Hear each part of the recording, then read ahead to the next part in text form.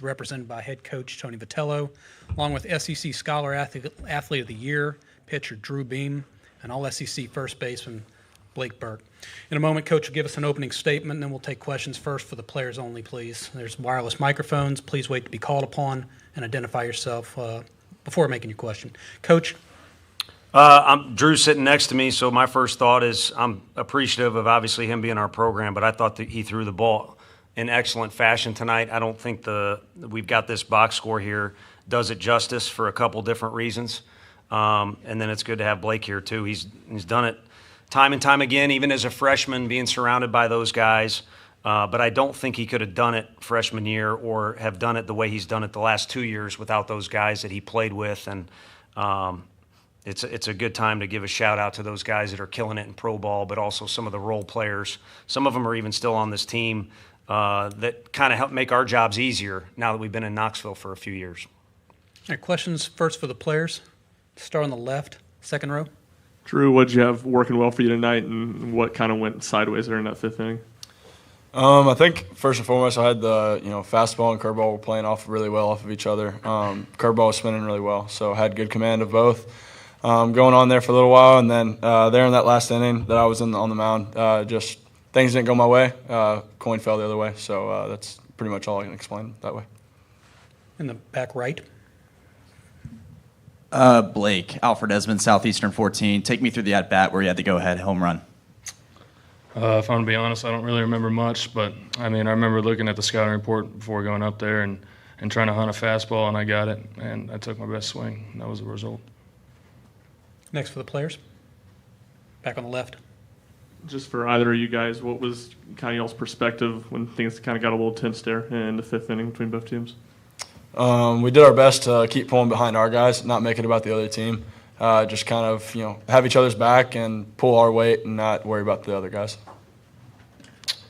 Kind of the same thing. We kind of got off track for a second, worried about them, and we just wanted to get Aaron Combs' back, and that's what we did after that. And we played our game and ended up winning the game. In the front row left. Mike Wilson, Knoxville News Sentinel. Drew, what was it like seeing the work that the bullpen did today? I guess specifically the way Benke stepped in there and did that eighth inning the way he did. Yeah, it's really cool in this tournament. Coach has to make a lot of decisions to use different guys in different situations that they might not have been in this year. So it was really cool, Benke in particular, to come out there and just throw his nuts off. And, he threw really well. And then the other guys that came in behind him, Kirby, Nate, and Aaron, they all came in and just threw really well and cleaned up my stuff for me. Third row, right. Ben McKee, 24/7 Sports, for both of you guys. Why do you feel like you all play so well when you're staring adversity in the face, or maybe things don't go your way? Why do you all maybe play your best baseball at that point? I think it's a testament to the guys who have been here before us and who are still in this program and stuff. We've been through it. We've seen it before, and they've kind of just instilled that we're going to keep pushing no matter what, and that's we're going to band together as brothers and just keep working through things as we tackle them.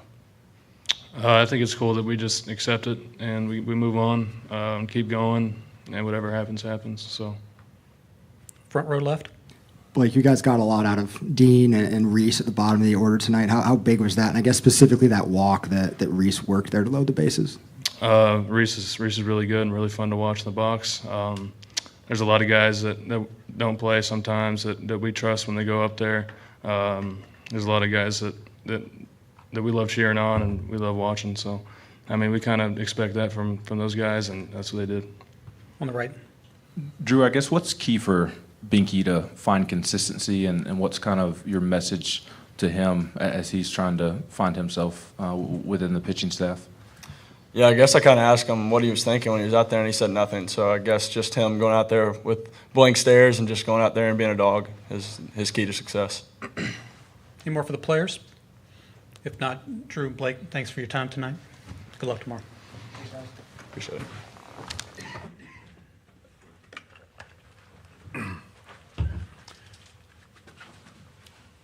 All right, if there are questions for Coach, please raise your hand. Wait for the microphone. Second row on the left. What has Reese been doing so well at the plate this week? I think he's calmed down a little bit. You can see it in his takes. He's always been a good two-strike, adjuster, kind of taming down his swing. He's certainly aggressive prior to two strikes, so that combo to me has always been there. But the overall, calmness in the box probably kind of comes from now he's racked up plenty of experience instead of this in and out and limited time freshman year. He did play at a very high level in some tournaments in high school, but he's now similar to these guys. He's racked up a lot of experience, and the kid works as diligent. We've called him out in front of the team multiple times. He works as diligent with as much intent is the best word as anyone we have on our team. And so there's no doubt he's prepared. On the right, fourth row. Ryan Silvio, Vol Report. You're able to get Ariel in the ninth, and the ball found him out for all 3 outs. Just what's this year been like for him, and how has he improved? Yeah, Liam Spence, our former shortstop, said the ball will find you, which seems to happen when you go in the game, regardless of who you are. But he was in that spot, and those are 2 very difficult plays. And him being able to make them was obviously huge for us. But I think he's a kid who, kind of caught a couple tough breaks, an injury in high school, and then an injury with us when he was on the fast track to either be a draft pick or one of these rare immediate players in the SEC. But I think he is an immediate player. A few more at-bats under his belt, and I think it'll click for him. But right now he's been tremendous for us defensively, and he's anxious to go out there, and we're just trying to find ways to use somebody that's a great tool for us to have. Front row on the left. 2 guys specifically I want to ask about are Benke and Dean Curley. What did you get from them tonight that really boosted the team? Benke was a man possessed. I mean, it was awesome. And he's shown that a little bit before where the intent and the approach is exactly what you would want, or you'd pop a video in and tell a younger kid to watch that. He's got the stuff to go with it. And I don't ever, see a kid that's timid or scared, but just the approach tonight was outstanding. And it made you feel like he's obviously, I've said to you guys many times, he's a great jam guy for us. But to copy my answers with ESPN out there, you're able to add A.J. Russell back to the mix, and then Benke, kind of throwing like that is something that I think gives us an edge. It's one more guy to get us out of a situation that maybe Kirby's not available or these other guys that we've used are not available. On the right, third row. Tony, I guess what was your vantage point of the tensions brewing and what was communicated to you? Yeah, well, I think the umpires handled it well, and then I don't know if it's been announced in the other room, but the conference asked us to not shake hands at the end, so there wasn't any the players, Blake even said it, all the players, I mean, Jordan was joking with our dugout, in particular with me, right before he stabbed us in the heart with that RBI. But again, Blake mentioned all the players that were involved in the game were all cordial and kind of how it's been in the conference. I mean, these guys have a ton of respect for one another. But from my vantage point, which is my vantage point, we thought we were out of the inning a couple times. So I haven't seen the video where you actually have better perspective, but from our dugout, we thought we were out of the inning a couple times, and that's our guy. I mean, I owe a lot. I owe money to Drew Beam. Not that I don't know what the ruling is, not that I'm going to go hand him any money, but that's our guy. And so I was boiling out there, to be honest with you. I tried to not show it, didn't say anything to the umpire or anything like that. But I'm just not, with my dad, and I'm not used to a bunch of guys hollering out my name and not reacting. So I'm Italian. Maybe I brought it on myself, but I didn't say anything to anybody. Just not used to that. I mean, if our players are yelling out Dave to the Coach Van Horn in any form or fashion, we got a problem. So that's just me. And again, maybe I bring it on myself, but so I reacted, and then they reacted. And then after that, to me, the umpires did whatever they needed to do to handle it. But if anything, those guys, first of all, I'm not in the fight. I'm not anyone that wants to try and dig up video. I don't think there is any, but I want a good player at all. So I ain't in the game. The players, again, these freak athletes are the ones that are going to decide, and maybe I make a stupid decision and mess it up, but our players are going to decide who wins and loses from here on out. And, the other thing is, if anything, I should have been – maybe they were yelling my name to thank me because with that emotional swing Drew had, we should have had somebody ready earlier and should have taken him out of the game. Third row, center. Alex Day, College Baseball Central. Coach, Blake Burke's home run was the 38th home run hit in this tournament, which ties the record for most home runs ever in an SEC tournament. Do you think it's a good thing for college baseball that we're seeing as many home runs or more home runs hit now than at the height of Gorilla Ball? I mean, I didn't realize those numbers are like that. But I think as long as player safety is not an issue, and obviously I showed tonight I'm not the patron saint of anything, but as long as player safety isn't an issue, I mean, we've had some balls absolutely scolded this year, where a base runner or a pitcher, was kind of a scary situation.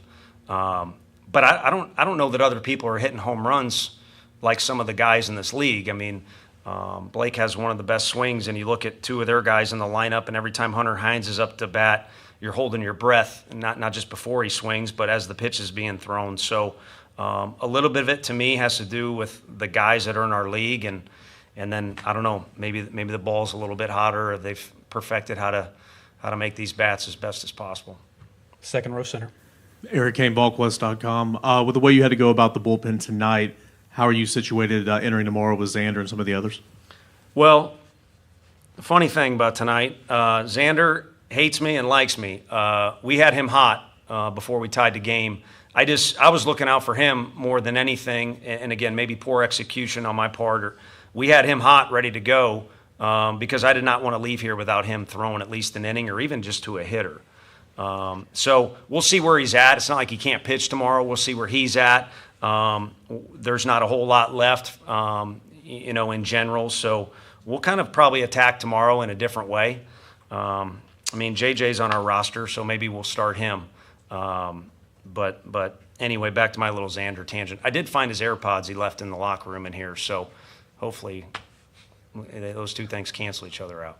Second row left. You talked about being content, giving a bunch of different guys opportunities at DH spot. Has Reese done anything this week to maybe give himself more opportunities and change that thinking a bit?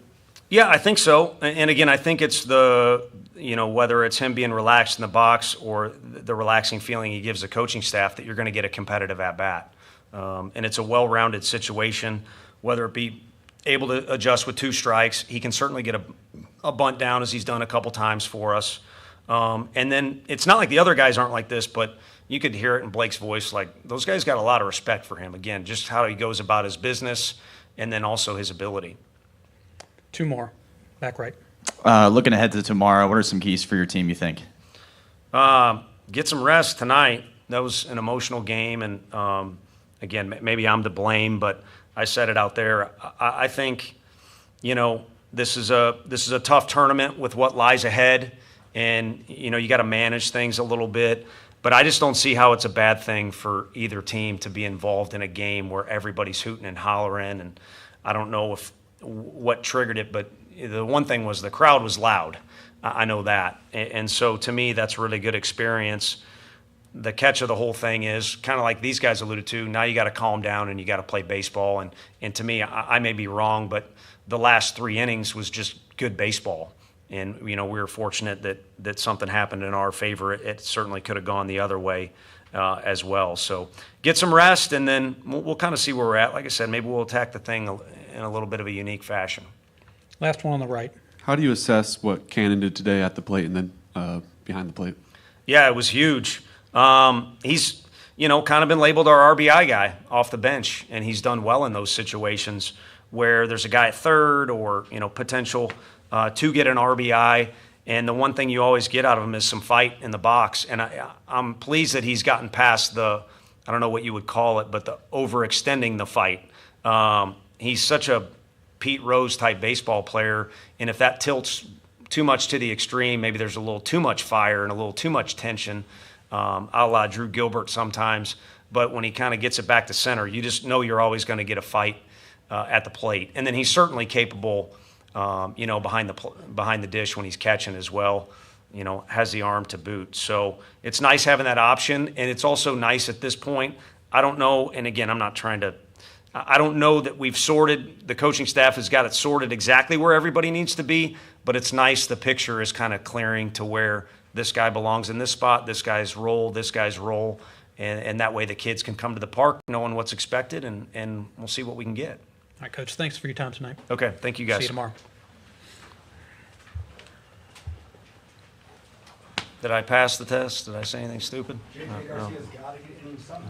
That was funny. I don't care who you are. I mean, well, I don't know. I mean, I don't know that he even knew all that stuff was going on. I know I'm the one that's viral for pulling my pants up because